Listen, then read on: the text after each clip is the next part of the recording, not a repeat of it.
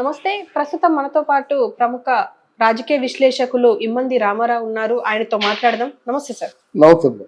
Sir, BRS తప్ప జగన్ కి support చేసేది ఇంకెవరున్నారు అని చెప్పేసి కొన్ని వార్తలు వస్తున్నాయి అండ్ ప్రముఖ విశ్లేషకులు కూడా మాట్లాడుతున్నారు. మీ విశ్లేషణ ఏంటి సార్ ఈ విషయంలో? ఏదో బీఆర్ఎస్ ఉంటే కదా బీఆర్ఎస్ ఈయన సపోర్ట్ చేయడానికి. ఇప్పుడు ఇక్కడ ఈయన పరిస్థితి ఎంతో అక్కడ బీఆర్ఎస్ పరిస్థితి అంతే. ఇక్కడికి యాక్చువల్గా ఈయన సీట్లు గెలుచుకోలేక అయోమయ పరిస్థితుల్లో, దయనీయమైన పరిస్థితుల్లో జగన్మోహన్ రెడ్డి ఉంటే వాళ్ళు గెలుచుకొని కూడా వాళ్ళ మనుషులందరూ కాంగ్రెస్ పార్టీలోకి వెళ్ళిపోయి వారు ఒంటరిగా మిగిలిపోయే ప్రమాదం ఉంది. పార్టీ ఉనికికే, పార్టీ అస్తిత్వానికే ప్రమాదం ఏర్పడే పరిస్థితి ఉంది. అటువంటిప్పుడు జగన్మోహన్ రెడ్డికి ఎవరు సపోర్ట్ చేస్తారు? ఎవరు చేయరు. అంటే ఏమాత్రం భుజాల మీద తలకాయ ఉన్నవాడు ఎవడు జగన్మోహన్ రెడ్డి సపోర్ట్ చేయడు. అన్ని సమస్యల్ని డబ్బుతోనే పరిష్కరించుకుందాం అనుకునేటువంటి జగన్మోహన్ రెడ్డి తాలూకు తెలివి తక్కువతనానికి మనం జాలిపడాలి. ఇక్కడ జనాల మనసుల్లో గెలుచుకోవాలి. అలాగే మన మీద ఉన్నటువంటి నాయకుల తాలూకు అభిమానాన్ని కూడా గెలుచుకోవాలి, అవసరం ఉంది. ఇప్పుడు ఎవరు రికమెండేషన్ చేస్తే రామ్మోహన్ నాయుడికి విమానయాన శాఖ ఇచ్చారు, ఎవరు రికమెండేషన్ చేస్తుంటే తెలుగుదేశం పార్టీలో ఉన్న వాడికైనా ఓ ప్రాతినిధ్యం కల్పించారు. అన్ని విషయాలు కనుక నీకు ఎప్పుడు నేను గొప్పవాడినని గుండెకి చిట్టాసం రాసుకొని ఇసుకలో పొర్లితే ఒక్క రేణు కూడా అంటుకోదు అంటారు. అందువల్ల జగన్మోహన్ రెడ్డికి ఈయన బీఆర్ఎస్ వాళ్ళు ఆయన కూడా ఉంటే జగన్మోహన్ రెడ్డి అవినీతితో వాళ్ళు కూడా బాగా ఉంటుంది కదా ఎదురికి. ఇప్పటికే జగన్మోహన్ రెడ్డికి ఒక 2,000 కోట్లు 3,000 కోట్లు సహాయం ఎలక్షన్ టైంలో చేశారనేటువంటి ప్రచారం అవుతుంది. కనుక ఏదైనా నిందలు నిష్ఠూరాల్లో భాగం పంచుకోవడానికి ఈరోజు బీఆర్ఎస్ వాళ్ళు సిద్ధంగా లేరు. ఆ పార్టీ ఉనికిని కాపాడుకోవడం కోసం వాళ్ళు ఉన్నారు. అసలు 4 రోజులు నోరు మూసుకొని కూర్చొని జరిగిన దానికి పశ్చాత్తాపడి ప్రజలకు క్షమాపణ చెప్పుకొని ఏదైనా అభివృద్ధి దిశగా నువ్వు కూడా వాళ్ళతో పార్టీతో సహకరిస్తే నీ మీద ప్రజలకు ఉన్నటువంటి ఇంప్రెషన్ మారుతుంది. అంతేకాకుండా అది డే 1 నుంచి వాళ్ళని తగులుకుంటుంటే ఎలాగవుతుంది? హనీమూన్ పీరియడ్ వరకు చూద్దామని మీ మంత్రులే అన్నారు కదా. ఇక్కడ వైఎస్ఆర్సీపీ తాలూకు లక్షణం ఏంటంటే కుక్కుడు స్టోరీస్ ఇస్తున్నారు. ఆ మీడియా ఇన్ఛార్జ్ ఎవరో కానీ మైండ్ గేమ్ ఆడుతున్నారు అన్నమాట. లేదు బీఆర్ఎస్ మాతో ఉంది అని చెప్పుకోవడానికి. ఈరోజు పరిస్థితి ఏమిటంటే బీఆర్ఎస్ జగన్మోహన్ రెడ్డితో ఉన్నా, జగన్మోహన్ రెడ్డి బీఆర్ఎస్తో ఉన్నా ఇద్దరిని డిస్కార్డ్ చేసి బయటికి తోసేసే పరిస్థితి ఉంది. ఇప్పుడు ఎవరు మాతో ఉన్నారని చెప్పుకుంటే ఏమి లాభం చెప్పండి? అందువల్ల తెలంగాణ ఇప్పుడు డిఎంకే పార్టీ మాతో ఉందని చెప్పుకోమని చెప్పండి, అది కౌంటబుల్. అది కానీ ఇక్కడ మీ ఇద్దరు డిస్కార్డ్ అయిపోయారు. మీ ఇద్దరిని ప్రజలు నమ్మటం లేదు.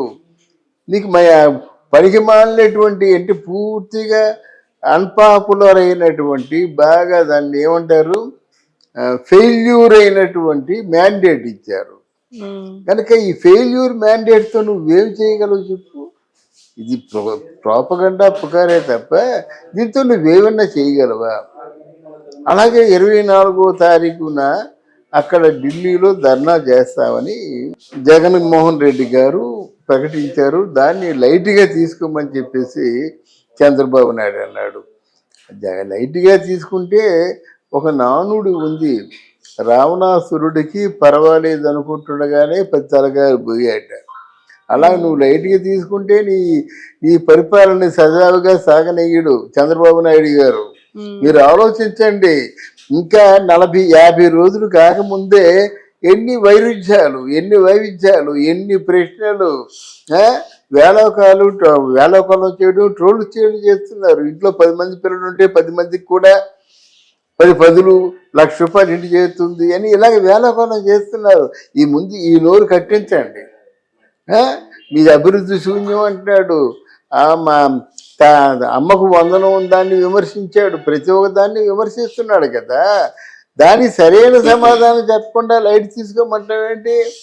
నువ్వు చెప్పకపోతే నీ తాలూకు మంత్రులు ఎవరైనా చెప్పాలి. అంటే సార్ ఇప్పుడు బిఆర్ఎస్ మాత్రమే సపోర్ట్ చేస్తుంది వైసీపీకి అని చెప్పేసి అంటున్నాం, కానీ ఇండైరెక్ట్ గా బీజేపీ కూడా సపోర్ట్ చేస్తుంది అని చెప్పేసి చాలా సార్లు మనమే మాట్లాడుకున్నాం కదా సార్. ఆ బీజేపీ ఒకప్పుడు నాట్ నవ్వు, బీజేపీ ఏంటంటే అవసరం కోసం ఎదురు చూస్తుంది. అంటే ఇప్పుడు అవసరం లేదంటారా? వాళ్ళకి అవసరం ఉండదు, వాళ్ళు రాజ్యసభ అయిపోయినట్టు అవసరం ఉండదు. ఎక్కడ పంపించాలో అక్కడ పంపిస్తారు. అసలు జగన్మోహన్ రెడ్డి మీ వెనక బలం లేకపోతే ఎవరండి మిమ్మల్ని లైక్ చేస్తాడు? ఆ రోజు సుభాష్ చంద్రబోస్ వెనక వన్ మ్యాన్ ఆర్మీ అంటారు చూసారా, బలం ఉంది కాబట్టి బ్రిటిష్ వాడు వీళ్ళందరినీ లెక్క చేయలేదు, సుభాష్ చంద్రబోస్నే లెక్క చేశాడు.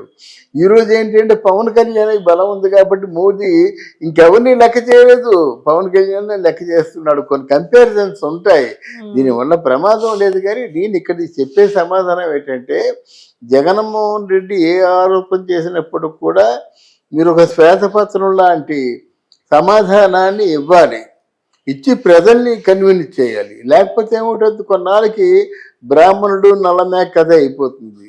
అది తెలిసిందే కదా, యజ్ఞం కోసం నల్లమేకను తీసుకెళ్తాడు. ఇది మన అధినాయకుడు సృష్టించినట్టుగా నలుగురిని సృష్టించాడు. ఏమయ్యా యజ్ఞానికి కుక్కను తీసుకెళ్తాను అన్నాడు, పొడవనే ఎప్పుడో కొన్నాను నేను మేకని అన్నాడు. రెండో వాడు కుక్కే అన్నాడు, అదేంటయ్యా నీకేం మతిపోయింది, నేను మేకను కొని తీసుకెళ్తున్నా అన్నాడు. మూడోడు కూడా కుక్కే అన్నాడు. ఏమో నా తలకు మతి భ్రమించిందేమో, నాకేం మొదటి నుంచి కూడా ఏదో స్థిరత్వం లేకుండా పోయింది అన్నాడు. నాలుగో వాడు కుక్క అనేసరికి వదిలి పారిపోయాడు, ఆ మేకను వాళ్ళు తీసుకొని పారిపోయారు. ఇలాంటి పరిస్థితులు వస్తాయి. అదేదో కళ్ళు మూసుకొని వీళ్ళు ఊరుకోవడం కాదు, ఇవన్నీ నిజాలు అవుతాయన్నమాట. 10 సార్లు 10 అబద్ధాలు చెప్పినట్టయితే 10 అబద్ధాలు కలిసి ఒక నిజం అవుతుంది. అది చంద్రబాబు నాయుడు ఆలోచించుకొని ఆయన పరిష్కరించుకోవాల్సినటువంటి సమస్య.